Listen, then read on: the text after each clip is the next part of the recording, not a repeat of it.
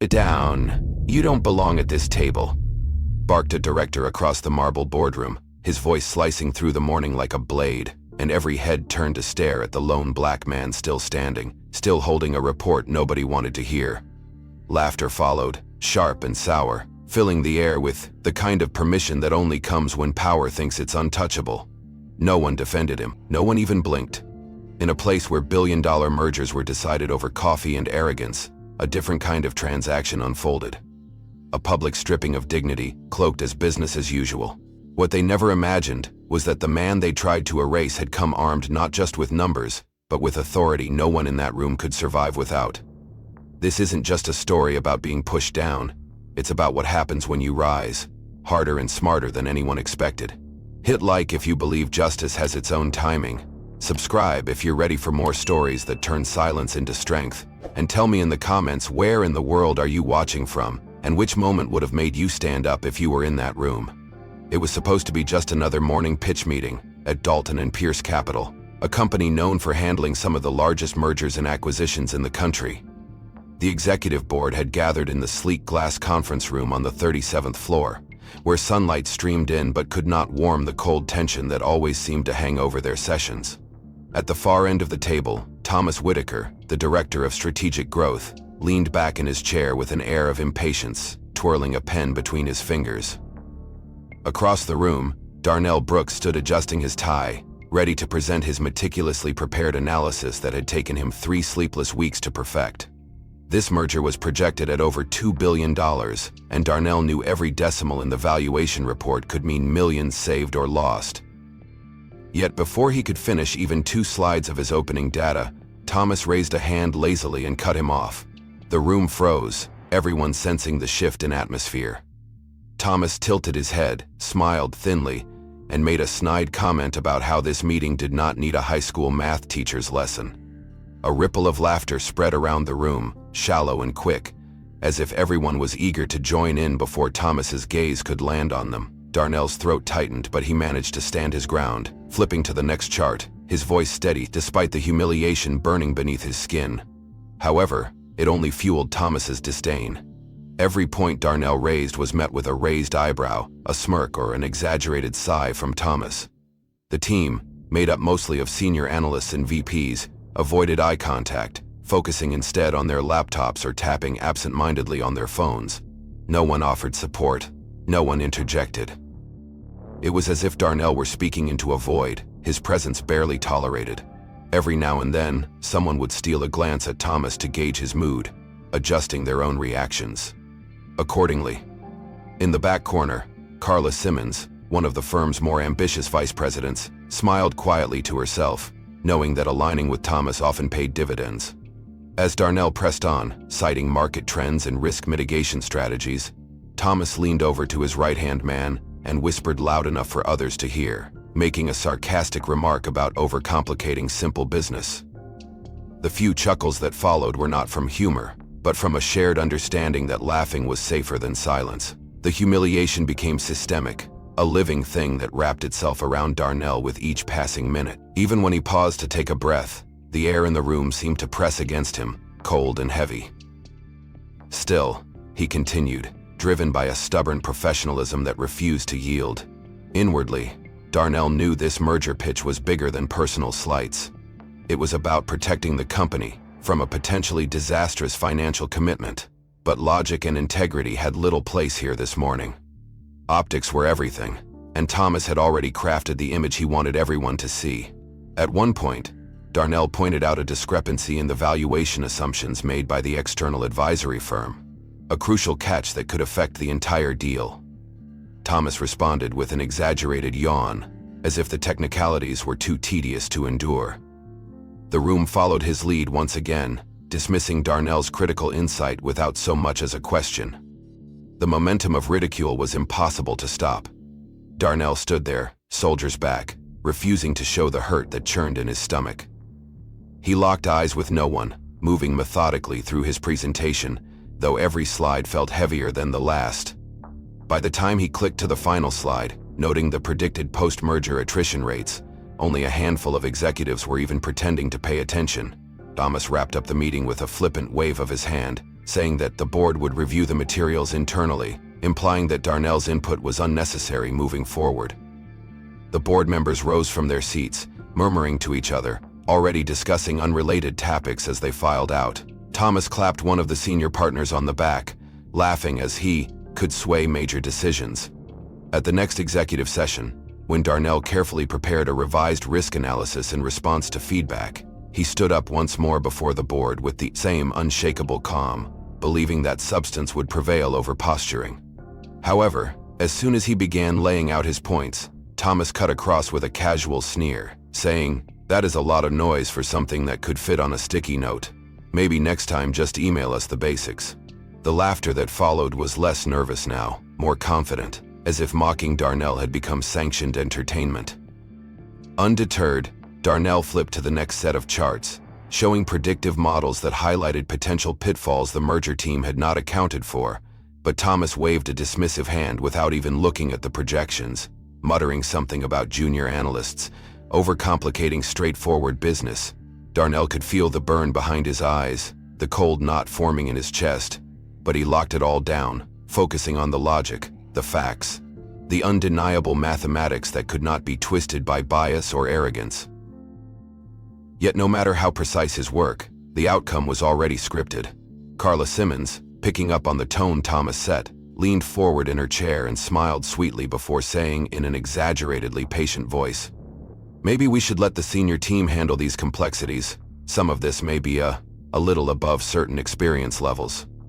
Her voice dripped with condescension, yet she kept her tone light enough to be framed as helpful. If anyone dared to challenge, no one did. Around the table, heads nodded in agreement, a few murmured endorsements of the idea, and Darnell felt the invisible wall solidify between him and the rest of the team. It was not just one insult, one slight. It was death by 1,000 cuts. Every project Darnell touched afterward seemed to be second-guessed, delayed, reassigned, without notice. Colleagues who once exchanged ideas with him over lunch now found excuses to sit elsewhere. Even junior staff, sensing the shift in the winds, treated him with cautious distance. Thomas had not needed to fire Darnell. He had simply poisoned the environment until survival itself became a daily battle. Still, Darnell pressed forward.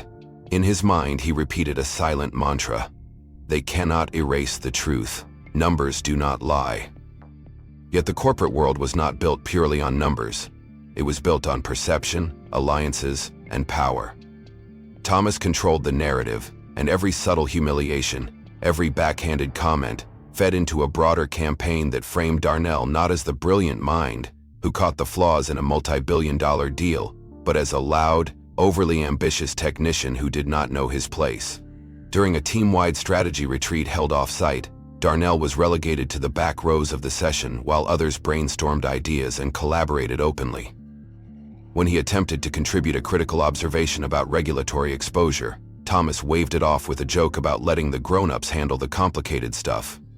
Once, again, the room fell into that same complicit laughter, as if the words themselves had carried an invisible command that no one dared disobey. That night, in his small corporate apartment, Darnell stared at the glowing skyline outside his window, the city humming with indifferent energy.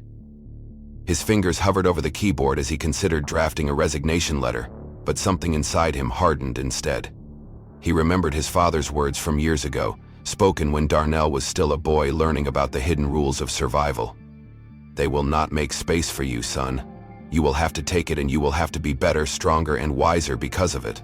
Giving up would only confirm the false image they were so determined to paint of. No, Darnell decided. He would not leave on their terms. He would not be erased so easily. They had underestimated him in a way that would become their greatest mistake.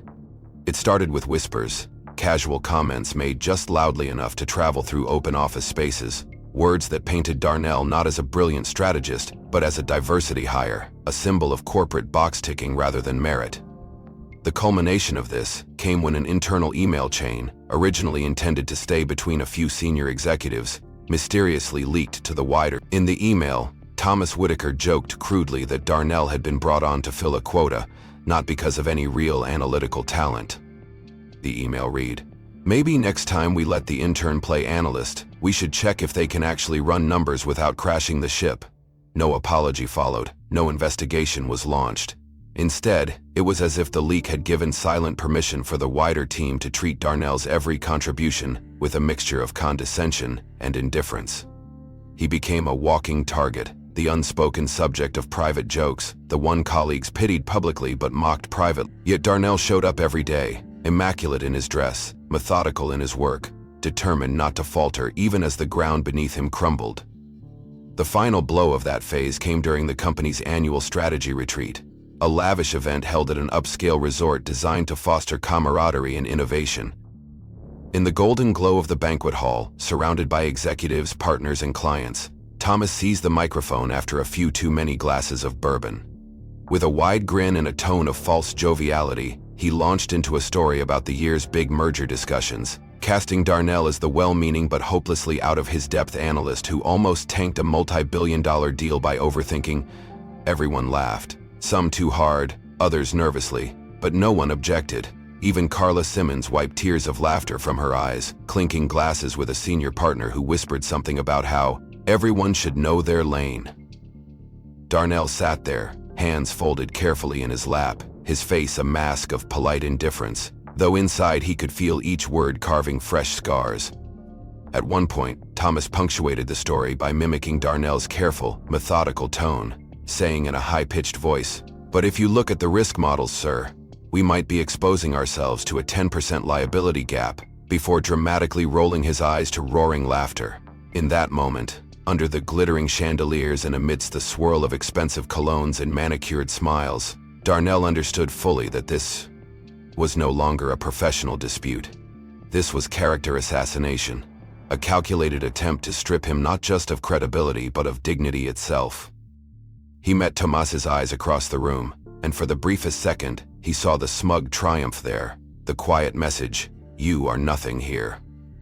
Darnell excused himself from the table without a word, stepping out into the cool night air, where the sounds of the party were muffled into a low, distant buzz. He stood beneath the stars, breathing deeply, letting the night fill his lungs, grounding himself against the fury and shame that threatened to consume him. He could walk away. It would be so easy to tender his resignation, to leave quietly, to start over somewhere else where the shadow of Tomas Whitaker did not loom so large. But easy was not why he had come this far. Darnell arrived at work to find that the high-priority meetings he had once been copied on had now quietly vanished from his calendar. Project files were reassigned. His access to key financial models he had personally built was inexplicably revoked. The pretense was always the same: technical glitch, system error, miscommunication. No one ever admitted the truth that the machine of exclusion had been set fully into motion. Thomas Whitaker led the charge, but it was the quiet complicity of others that truly completed the isolation. In an executive team briefing that Darnell attended out of protocol, Thomas smiled coolly and announced a new initiative, an expansion project to the firm's Idaho satellite office. With barely veiled satisfaction, he turned to Darnell and said, "We need someone sharp, on the ground, someone who can gain operational experience in a more hands-on environment. It will be a growth opportunity." The words dripped with false encouragement, but everyone in the room understood the subtext. This was exile, not promotion. Darnell knew refusing the reassignment would be framed as insubordination. Accepting it would remove him from the center of influence at headquarters, effectively ending his chances of reclaiming his standing. There was no winning move here, only a choice of which battlefield to die on. Still, Darnell met Thomas's gaze steadily and replied, "Thank you for the opportunity. I will give it careful consideration," keeping his tone even, professional, offering no hint of the contempt roiling beneath his composed surface. Outside the conference room, the freeze continued. Lunch invitations that had once come regularly dried up. Meetings were rescheduled to times Darnell was not available. Conversations fell silent when he walked into the room, only to resume in hushed tones after he left. Even casual hallway greetings grew stiff, polite but empty, as if colleagues feared contamination by association. In the break room one afternoon, Darnell overheard a snippet of a conversation between two junior analysts, joking that maybe he could start a potato farm in Idaho. They laughed without noticing he was just steps away. Or perhaps they did notice and simply no longer cared. In private moments, Darnell battled an almost overwhelming weariness. He thought often about how easy it would be to accept the transfer, to escape the daily grind of humiliation and isolation, to let the system win by moving him like a pawn off the board. Yet deep inside, something more primal had taken root. This was not about ego anymore. This was about justice, about dignity, about refusing to let cowards dictate the narrative of his worth. That night, in the dim light of his study, Darnell outlined two plans on a sheet of legal pad paper. One was the official transfer pathway Thomas had prepared for him. The other was a detailed documentation of every instance of exclusion, slander, and professional sabotage he had endured since the merger discussions began. For the first time in weeks, he felt the faintest ember of control reignite within him. As he reviewed the transfer offer, Darnell noticed something Tomas had not intended him to catch. The reassignment included a quiet demotion, a change in title from Senior Data Analyst to Regional Operations Coordinator, a role with no access to strategic financial data or merger influence. They were not even pretending anymore. They wanted him gone, buried under a meaningless title in a place where no important decisions were ever made. Darnell folded the offer neatly and placed it in his desk drawer, untouched, unsigned. No, he thought grimly, I am not going anywhere. The next morning, when Tomas summoned him for a follow-up discussion, Darnell walked into the director's office with a calm smile. He sat straight, hands folded, and when Tomas asked brightly if he had made his decision, Darnell replied, I believe I am most effective here at headquarters, especially given the sensitive nature of the pending merger. For a fraction of a second, Thomas's mask slipped, revealing a flash of anger and surprise before it was replaced by a tight smile. Suit yourself, he said lightly, but there was an edge to his voice that promised retaliation. Darnell stood, thanked him again, and left the office with steady steps.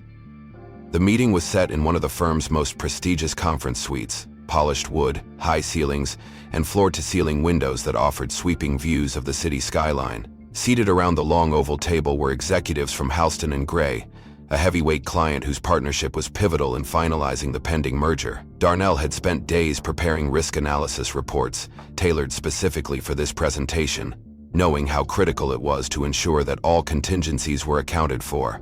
He arrived early, meticulously arranged his materials, and mentally rehearsed his key points. When the clients entered, accompanied by Thomas and several other senior leaders, Darnell stood, greeted them with quiet professionalism, and took his seat near the presentation screens. The meeting began smoothly enough, with polite small talk and a review of preliminary documents. Then came the pivot. When it was time to discuss financial risk modeling, Thomas paused, glanced around the room with a faint smirk, and said, Perhaps we should let our junior team explain the numbers. After all, they need some practice. A few polite chuckles bubbled up around the table, but the undercurrent was unmistakable. Darnell felt the heat creep up his neck but steadied himself, flipping open his binder to begin his analysis.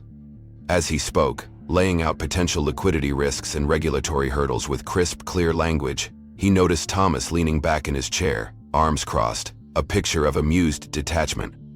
Partway through Darnell's explanation of cross-border transaction risks, Thomas interrupted with a loud yawn and said, I think we get the gist. Numbers are scary. Let's move on to the big picture stuff. A wave of laughter rolled through the room, not raucous but sharp enough to slice through Darnell's carefully measured composure. One of the Halston and Gray executives, a man named Robert Dane, smirked and said, Well, maybe when he's ready for prime time he can come back and teach us all a thing or two. More laughter followed, and this time it was full and unconstrained. Darnell kept his face neutral, though every fiber of his being burned with the need to either defend himself or walk out. Instead, he closed his binder slowly, neatly, refusing to give them the satisfaction of a visible reaction. In the corner of his vision, he saw Carla Simmons exchange a smug glance with another executive, as if to say, It's done. They were not simply undermining him now. They were dismantling him piece by piece, transforming him into a caricature in front of critical. By the time the meeting ended, Darnell's role had been reduced to that of a silent observer. He gathered his materials carefully, tucked them under his arm, and exited the room with a steady, almost mechanical grace. In the hallway, shielded momentarily from prying eyes, Darnell allowed himself a single deep breath. The cruelty was systematic, premeditated, relentless, but it was also clumsy in its absolute. They believed their narrative was unassailable, They believed no one would ever question why a black analyst with a spotless record had been so thoroughly sidelined without cause. In that miscalculation, Darnell saw his opening. He would not respond now. Not when they expected it. Not when they could frame his anger as evidence of unprofessionalism. No, he would respond later. Precisely, surgingly, when the stakes were highest and the damage irreversible. That evening, back in his apartment, Darnell sat at his desk under the dim glow of a single lamp, reviewing every document he had archived, every discrepancy he had documented, every act of sabotage he had meticulously recorded. His evidence was not complete yet, but it was growing, solid and irrefutable. Soon, he thought, soon the time would come. As the merger paperwork entered its final stages, Darnell, still diligently working behind the scenes despite the contempt aimed at him, discovered a glaring error in the revised financial risk disclosures prepared for Halston and Gray. A miscalculation buried deep within the projections overstated the merger's profitability by nearly 7%. An error that, if left unchecked, would expose Dalton and Pierce to enormous legal and financial liabilities. Without hesitation, Darnell compiled a detailed report highlighting the error, attaching the original files and a proposed correction plan. He sent the email to Thomas Whitaker and the executive committee at 2 in the morning, time-stamped and verified through the company's secure server. No response came. Hours later, during the strategy meeting scheduled for final document approval, Darnell sat quietly in the back, awaiting acknowledgement, but none arrived. Instead, Thomas breathed into the room, confident and commanding, announcing that all merger documents were finalized and would be submitted by the end of the day. Darnell's heart pounded. He raised his hand slightly, clearing his throat to interject, but Thomas cut him off without even glancing his way, saying sharply, "If there are no urgent matters, let's move forward." There was a finality in his voice that silenced the room. Darnell lowered his hand slowly, understanding the message loud and clear. After the meeting adjourned, he approached Thomas privately, referencing the email he had sent. Thomas feigned confusion, pulling out his phone and scrolling idly before replying.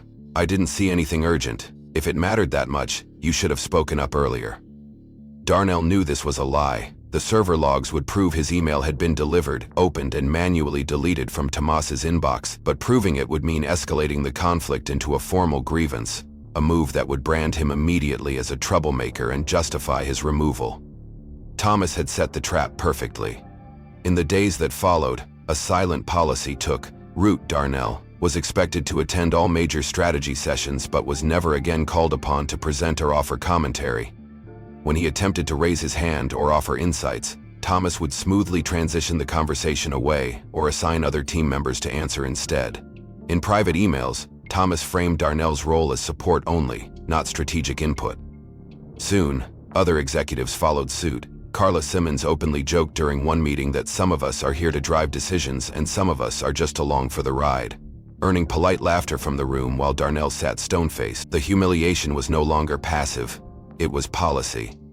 Darnell became a ghost within the firm's most critical operations, present but unheard, required to be there yet stripped of voice and influence. Worse, Thomas circulated an internal narrative to HR, suggesting that Darnell was struggling with the pressure of the merger workload and needed time to observe rather than lead, laying the groundwork for any future performance actions. It was a masterclass in professional suffocation, done with a smile and a paper trail so sanitized that to the outside eye, it would look like concern, not sabotage. Late one evening, after another meeting where he had been rendered invisible, Darnell sat alone in his apartment, the weight of isolation heavy on his shoulders. He stared at the server log printouts, the saved drafts of every email he had sent, the silent witnesses to the betrayal he had endured. He thought about the risks of exposing Thomas now, about how easy it would be for the firm to spin his evidence as desperation, bitterness, or worse, insubordination. Timing would be everything. One wrong move and the trap would snap shut permanently. "You don't fight a wolf by showing your teeth too early," Darnell reminded himself grimly. "You fight by waiting until the wolf is blind to the danger right in front of it." For now, he would endure. The corporate calendar circled inevitably to the quarterly executive summit, a mandatory gathering where Dalton and Pierce leadership presented their operational and strategic updates to the highest levels of ownership, including external stakeholders whose influence could alter the company's future overnight. For the first time, CEO Eleanor Park would personally attend the meeting, an occurrence rare enough that it shifted the tone of the atmosphere in the grand boardroom was electric as executives filed in, each clutching their carefully crafted presentations. Darnell sat at the far end, his presence barely acknowledged, the final step in a long journey of deliberate erasure. Yet today, he was calm. Today, the war changed. Eleanor Park opened the session with characteristic precision, stating that before diving into departmental updates, she wanted to meet the individuals responsible for the analysis underpinning the firm's largest pending merger. She requested that each division introduce the personnel they deemed key to the merger's success. Tommaso, oozing confidence, rose first. He thanked Eleanor with the performative charm of a seasoned politician, then proceeded to introduce his team, carefully omitting any mention of Darnell.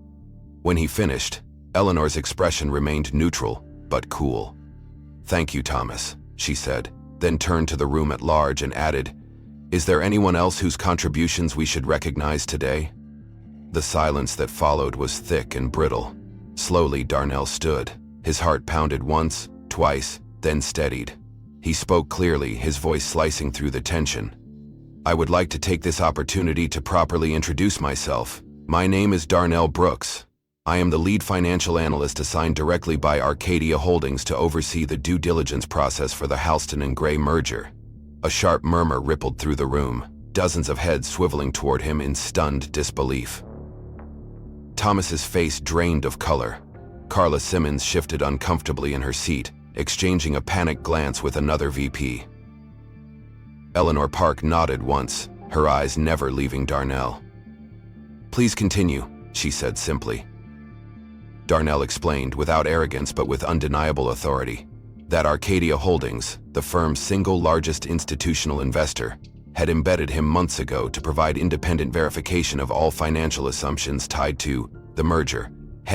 Findings, his reports, and his recommendations would weigh heavily on Arcadia's final decision to endorse or oppose the transaction. Without Arcadia's support, the merger would collapse, and Dalton and Pierce's strategic growth plans would unravel. He produced a letter of appointment from Arcadia's executive board, signed and notarized, confirming his role. Eleanor rose from her chair, accepted the letter, scanned it briefly, and then addressed the room. "Mr. Brooks has been operating under confidentiality at the request of Arcadia Holdings, but his authority and input are not suggestions, they are conditions." Her voice was calm but absolute. Any decisions made regarding the merger without his consultation are considered non-compliant with stakeholder expectations. Around the table, the temperature plummeted. Executives who had spent weeks ignoring Darnell now scrambled internally to recalibrate. Thomas attempted a weak smile and stammered something about miscommunication, but the damage was irreversible. Darnell did not look at Thomas. He did not need to. The truth hung in the air, undeniable, and for the first time the weight of real power shifted onto his side of the scale. Eleanor moved on briskly, transitioning to the merger discussion, now explicitly directing all technical questions to Darnell. For the next 2 hours, Darnell spoke when necessary, precise and unflinching, dismantling flawed assumptions, exposing inflated projections, and systematically highlighting every concealed risk. With the authority granted by Arcadia Holdings and the attention of every executive laser-focused on him, Darnell requested permission to present his independent audit findings regarding the Halston and Gray merger. Eleanor gave a simple nod, and in that one gesture the balance of power tipped completely. Darnell moved methodically, pulling up a series of slides meticulously compiled over months of unseen labor. He began by outlining the inconsistencies in projected earnings, detailing how optimistic forecasts ignored historical volatility in the European markets that Halston and Gray depended on. He showed that the merger would immediately weaken Dalton and Pierce's liquidity ratios, rendering the firm vulnerable to hostile takeovers within 18 months. He highlighted compliance breaches, inaccurate asset valuations, and even discrepancies in executive compensation disclosures that had been buried in footnotes. Each point he delivered with precision, clarity, and an undercurrent of restrained authority that no amount of mockery could now diminish. The executives sat frozen, absorbing the gravity of what they had missed, or perhaps had willfully ignored. When Darnell clicked to the slide showing a side-by-side comparison of Thomas Whitaker's internally circulated merger projections versus the corrected risk-adjusted models, A visible shift swept through. Thomas shifted uncomfortably in his chair, his face flushing deeper with every passing second. Darnell did not gloat, did not deviate from professionalism, but the facts spoke louder than any indignation could. He ended the presentation with a simple, devastating summary. Based on these findings, the proposed merger would increase the firm's net risk exposure by 70%, while offering only a projected 12% gain in market share, a trade-off that no fiduciary duty could justify. Silence followed, deep and suffocating. No one dared speak first. Eleanor Park leaned back in her chair, steepling her fingers beneath her chin as she regarded the room with the cold efficiency of a surgeon preparing to make an incision. After a long, deliberate pause, she spoke. Effective immediately, all merger proceedings are suspended pending full independent review. Prepare to notify Halston and Gray. The impact of her words was seismic. Executives who had championed the merger paled visibly. Phones buzzed silently under the table as frantic texts and emails were composed. Carla Simmons looked as if she might faint. Thomas Whitaker remained frozen, mouth opening slightly as if to protest but producing no sound. Darnell stood silently at the front of the room, his hands resting lightly on the table, the embodiment of composure. Eleanor continued, her tone sharp. Furthermore, she said, any discrepancies or omissions identified in internal documents will be subject to a formal compliance investigation. Cooperation is not optional. That last line was not a suggestion, and every senior leader in the room understood its implication. For Thomas, it meant exposure not just of his incompetence, but of deliberate misconduct. He had gambled everything on the assumption that no one would ever have the leverage or courage to challenge him. Now he faced the collapse of his career under the weight of his own arrogance. As the meeting dissolved into chaos, with executives huddling in panicked whispers and frantic calls placed to legal counsel, Darnell quietly gathered his materials and stepped back from the epicenter of the storm. His job here was done. The evidence spoke for itself. He had not needed to shout, to accuse, to plead for fairness. Like a wildfire, it spread through every corridor, every office, and every division of Dalton and Pierce Capital, consuming reputations and alliances alike. Within hours of the meeting's abrupt end, internal emails circulated announcing the suspension of all merger activities, pending investigation. Eleanor Park's office moved swiftly, assigning an independent compliance team to audit every document tied to the merger process. Subpoenas were prepared. Depositions were scheduled. The stakes were no longer internal. They had become existential. Thomas Whitaker tried to rally support behind closed doors, holding private meetings with his most loyal lieutenants, attempting to frame the situation as an unfortunate misunderstanding, fueled by miscommunication. We can control this narrative if we stay united, he urged, desperation leaking into the false confidence he once wielded so easily. But the loyalty he had demanded for years evaporated overnight. Carla Simmons, once his fiercest ally, suddenly grew distant, positioning herself carefully in meetings, choosing her words with surgical neutrality. Others who had laughed at Darnell's expense now scrambled to erase emails, distance themselves from key decisions, and salvage their own careers. In the board's emergency session 2 days later, Thomas was summoned to explain the discrepancies identified in Darnell's report. Standing before a panel of grim-faced directors and Arcadia Holdings representatives, he offered excuses cloaked as justifications, downplaying the errors, claiming oversight rather than intent. But the evidence was too thorough, the timeline too damning. The chair of the compliance committee interrupted his stammered defense with a single blunt statement.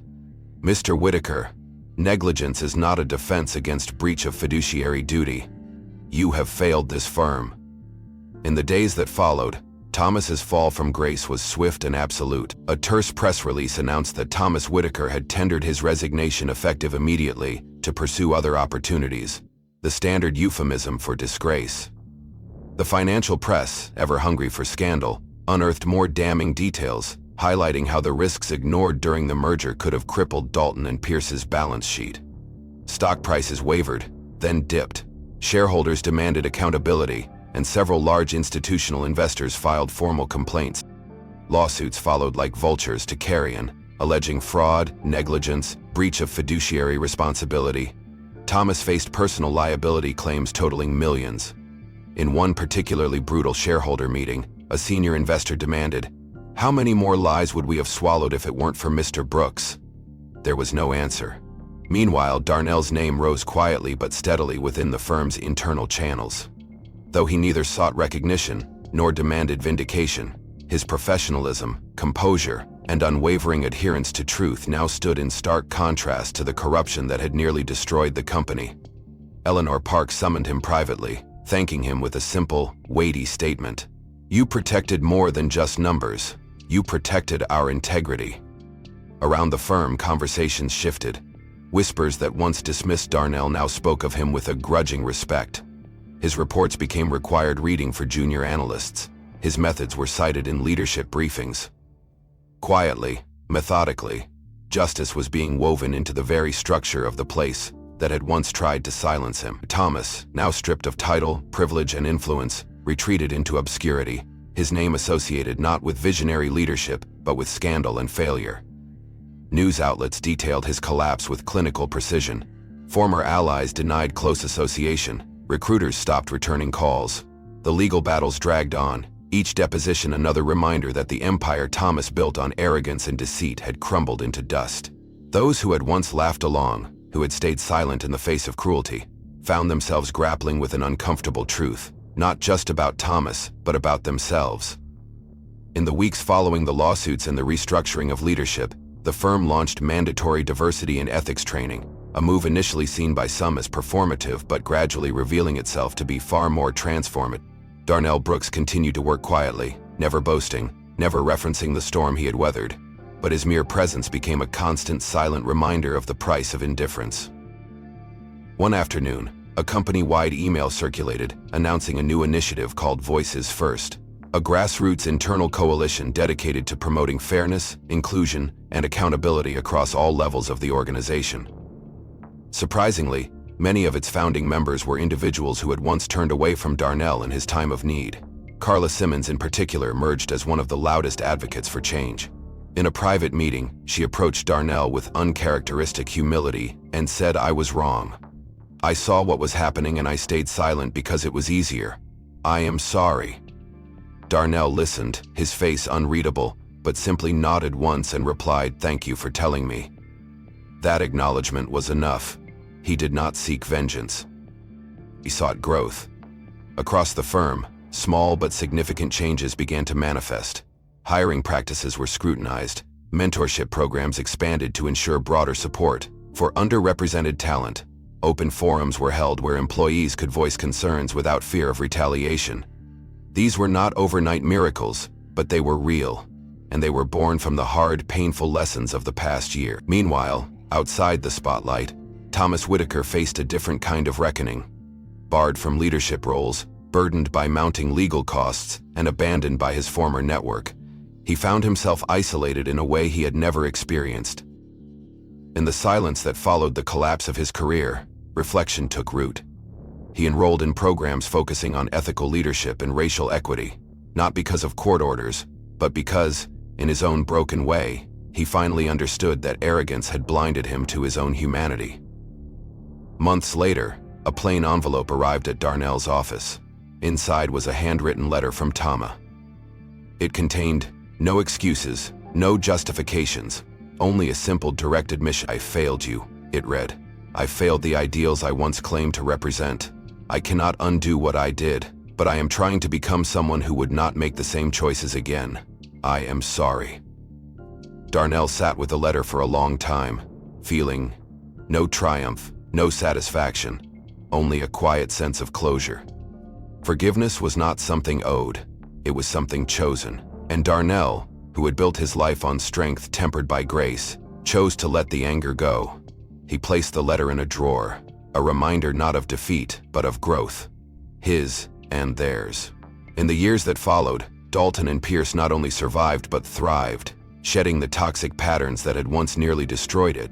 Darnell rose steadily through the ranks, not through favoritism or tokenism, but through undeniable excellence, eventually assuming a leadership role where he championed fairness not as a slogan but as a lived reality. He mentored young analysts from every background, reminding them, as he once reminded himself, that no system built on exclusion could withstand the power of perseverance and truth. In the end, Darnell's victory was not merely professional. It was a victory for the silent, for the overlooked, for every voice that had ever been told to stay quiet. The end. If you found yourself holding your breath through Darnell's journey, take a second to hit the like button.